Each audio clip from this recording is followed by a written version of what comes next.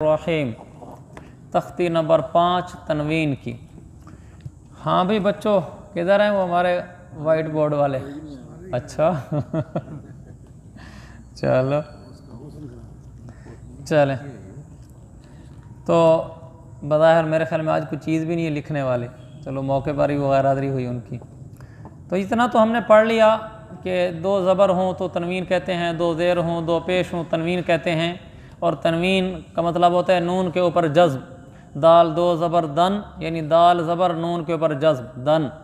दाल दो पेश दुन, इसका मतलब एक दाल पेश और नून के ऊपर जज़्ब दुन। दाल दो ज़ेर दिन, इसका मतलब है दाल के नीचे ज़ेर और आगे एक नून के ऊपर जज़्ब दिन। इसको पढ़ना ऐसे ही है। और जब इसके बाद 8 हरूफ आ जाएँ तो फिर इस पर गुन्ना नहीं करना, वैसे गुन्ना करना है दन। लेकिन जब हमज़ा हा, आइन हा, गैन खा और लाम रा ये 8 हरूफ आ जाएँ तो फिर इसके बाद गुन्ना नहीं, इसके ऊपर गुन्ना नहीं करना। जैसे कल मैंने वो आपको आयत लिख कर दिखलाई थी, फमन यअमल मिस्काल ज़र्रतिन खैरन यरा। ज़र्रतिन गुन्ना नहीं करना क्योंकि आगे खैरा की खा आ गई है ना। और उसकी अगली आयत में ज़र्रतिन शर्रन यरा, तो ज़र्रतिन की ता के नीचे दो ज़ेरें तनवीन आ गई। तनवीन का मतलब नून गुन्ना की आवाज़ निकालनी है। आगे चूँकि शीन है और शीन इन 8 हरूफ में से नहीं है, हमज़ा हा, आइन हा, गैन खा, लाम रा में से, लिहाजा वहाँ गुन्ना होगा। ज़र्रतिन शर्रन यरा पढ़ेंगे। तो ये मोटे मोटे कायदे सारे ही हो चुके हैं, आज इसको सिर्फ गुजार देते हैं। मीम अलिफ दो ज़बर लिखा हुआ है, लेकिन इसको हम पढ़ेंगे मीम दो ज़बर। मीम दो ज़बर मन, वक्फ़न मा। वक्फ़न का मतलब ये होता है कि जब हम वक्फ़ और सटाप करेंगे फिर मन नहीं पढ़ेंगे, फिर माँ पढ़ेंगे। कल जैसा कि मैंने वो आपको सफ़ेद तख्ते पर लिख कर दिखला दिया था कि जब हम रुकते हैं तो फिर हम जैसे मकामन, मकामन आखिर में मीम अलिफ मा और ऊपर दो ज़बर हैं, तो इसको हम पढ़ेंगे मकामन। लेकिन अगर यहीं रुक जाएंगे, आयत यहाँ ख़त्म हो रही है या सांस तोड़ रहे हैं, फिर पढ़ेंगे मकामा, फिर मन नहीं होगा। ऐसे ही मिन, मीम दो ज़ेर मिन, मकामिन। जब हम वक्फ़ करेंगे तो मीम के ऊपर जज़्म आ जाएगी, फिर पढ़ेंगे मकाम। जब हम यहाँ रुक जाएंगे, अगर रुक नहीं रहे तो मकामिन, तो उसको मकामिन पढ़ेंगे, मकामिन। लेकिन यहीं हमने रुकना है मकामिन के ऊपर। फिर आखिरी मीम जिसके नीचे दो ज़ेरें आ रही हैं, जब इस पर वक्फ़ करेंगे, स्टॉप करेंगे, तो यहाँ जज़्म पढ़ेंगे मकाम। ऐसे आकर रुक जाएंगे। तमाम हरूफ का ऐसे हुक्म है। ये तो मैंने मीम की मिसाल दी। ऐसे दन का है, आहदन पढ़ेंगे और रुक जाएंगे तो आहदा। और अगर आहदिन है, आहदिन होने के साथ पढ़ेंगे। और अगर रुकेंगे तो फिर पढ़ेंगे आहद, दाल के ऊपर फिर रुक जाना है। जिस हर्फ पर रुकना हो फिर वहाँ जज़्म दे देंगे, अगर उसके ऊपर दो ज़ेरें हों या दो पेश हों। और अगर उस पर दो ज़बर हों तो उस पर फिर अलिफ पढ़ेंगे।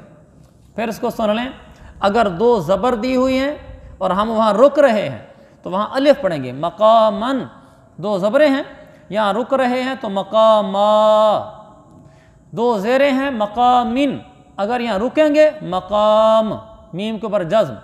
मीम या किसी भी हर्फ के ऊपर दो पेश हैं, अगर रुक नहीं रहे तो फिर तो पूरा पढ़ेंगे मकामुन। लेकिन अगर रुक रहे हैं तो फिर मीम के ऊपर जज़्म और सुकून, मकाम। तो मैं दोहराता हूँ, किसी भी हर्फ के ऊपर दो ज़बर हों, अगर वहाँ मिलाकर पढ़ना है तो तनवीन और गुन्ना पढ़ेंगे। और अगर वहाँ वक्फ़ करना है, जहाँ मीम या किसी भी हर्फ के ऊपर दो ज़बरें हैं, हमने वहाँ रुकना है तो वहाँ अलिफ पढ़ेंगे, मकामन को मकामा। अगर उस हर्फ के नीचे दो ज़ेरें या उसके ऊपर दो पेश हैं, वहाँ अगर रुकना है तो जज़्म पढ़ेंगे। जैसे मकामिन को मकाम पढ़ेंगे जब हम यहाँ रुकना चाहते हैं, सांस तोड़ना चाहते हैं। मकामुन को मकाम, बस ऐसे पढ़ेंगे। ऐसे ही बा दो ज़बर बन, बा दो ज़ेर बिन, बा दो पेश बुन, वाव दो ज़बर वन, वाव दो ज़ेर विन, वाव दो पेश वुन, फ़ा दो ज़बर फ़न, फ़ा दो ज़ेर फ़िन, फ़ा दो पेश फ़ुन, सा दो ज़बर सन, सा दो ज़ेर सिन, सा दो पेश सुन, اگلا لفظ غور سے دیکھیں، زال ہے اور اس کے آگے یا لکھی ہوئی ہے، اس کو یوں نہیں پڑھیں گے زال یا دو زبر زن، بلکہ پڑھیں گے زال دو زبر زن، آگے والی یا نہیں پڑھیں گے۔ یہاں بھی وہی قاعدہ ہے کہ جو میں نے شروع میں مقامن کے اوپر بتایا تھا کہ جب کسی حرف کے اوپر دو زبریں آ جائیں گی اس کے وقف کرتے وقت الف پڑھیں گے، مقامن کو مقاما پڑھیں گے۔ اسی طرح اگرچہ زال کے آگے یا لکھی ہوئی ہے لیکن چونکہ دو زبریں آئی ہوئی نا، لہذا یہاں بھی اگر وقف کریں گے تو زال الف زا پڑھیں گے۔ مثلا قرآن میں ہے لیوازن، لیوازن، اگرچہ وہاں یہ والی یا نہیں ہے، ویسے میں کو مثال کے طور پہ بتا رہا ہوں، بلکہ اذن کا لفظ قرآن میں ہے، اذن، اس سے پہلے حمزہ ہے، حمزہ کے اوپر زبر اور دال کے اوپر دو زبریں، اگر ہم وقف نہیں کریں گے تو ہم پڑھیں گے اذن، یا کو بالکل نہیں پڑھنا، اذین نہیں پڑھنا، اذی نہیں پڑھنا، یا ہے ہی نہیں، یہ عربی گرامر کی وجہ سے صرف لکھی ہوئی ہے۔ زال کے اوپر دو زبریں، کسی بھی حرف کے اوپر دو زبریں تو اسی دو زبروں کو ہی پڑھنا ہے۔ مثلا اسی سے پہلے الف لگا دو، حمزہ زبر آ اور زال دو زبر زن، تو اس کو اگر ملا کر پڑھیں گے، وقف نہیں کریں گے تو ہم پڑھیں گے اذن، لیکن اگر ہم یہاں وقف کریں گے تو پھر پڑھیں گے ازا، ازئی نہیں پڑھنا، ازئی نہیں پڑھنا، یعنی یا بالکل نہیں پڑھنی۔ میم، زال، دارا، کوئی بھی حرف جس کے اوپر دو زبریں آ جائیں اس حرف کے بعد چاہے الف لکھا ہوا ہو یا اس کے بعد یا لکھا ہوا ہو، وقف کی صورت میں وہاں الف ہی پڑھنا ہے، لہذا اذن وقف کے وقت ازا، یا نہیں پڑھنا۔ آگے زال دو زیر زن، زال دو پیش زن، وا دو زبر ون، یہاں بھی وقف کریں گے تو وا۔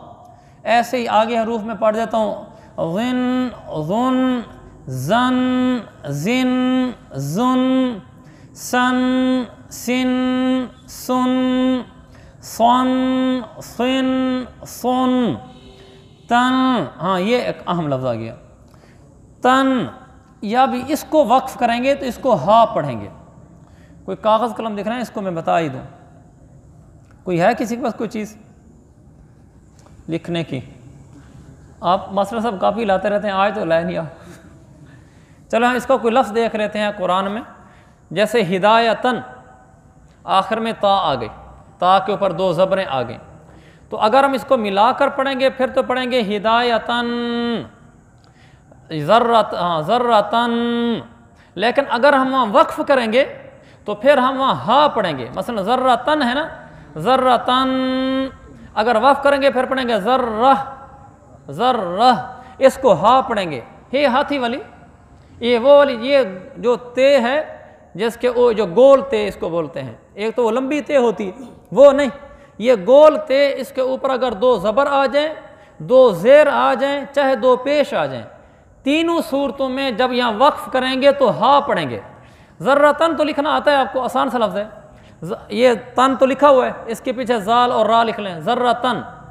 اگر ذرتن ہو تو بھی وقف کے وقت پڑھیں گے ذرہ، ذرتن ہو تو بھی وقف کے وقت پڑھیں گے ذرہ، ذرتن ہو تو بھی وقف کے وقت جب ہم ٹھہر جائیں گے، سانس توڑ دیں گے، پھر ہم پڑھیں گے ذرہ۔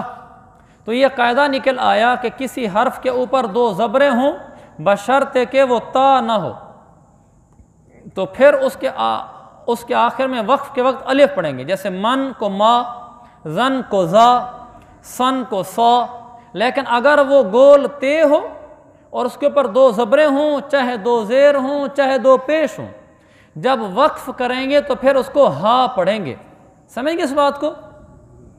ذرتن کو ذرہ، آگے تین، تن، دن بھی کہتا ہے، اس کے اوپر وقف کریں گے تو دا پڑھیں گے، دن، دن، قن، قن، قن، رن، رن، رن، نن، اس کو وقف کریں گے تو نا، ورنہ نن، نن، نن، لن، لن، لن، ون، دن، دن، ین، ین، یون، اس کو بھی وقف کے وقت ین کو یا پڑھیں گے، ین، یون، شن، شن، شن، جن، جن، جن، کن، کن، کن، قن، قن، قن، خن، خن خن غن غن غن.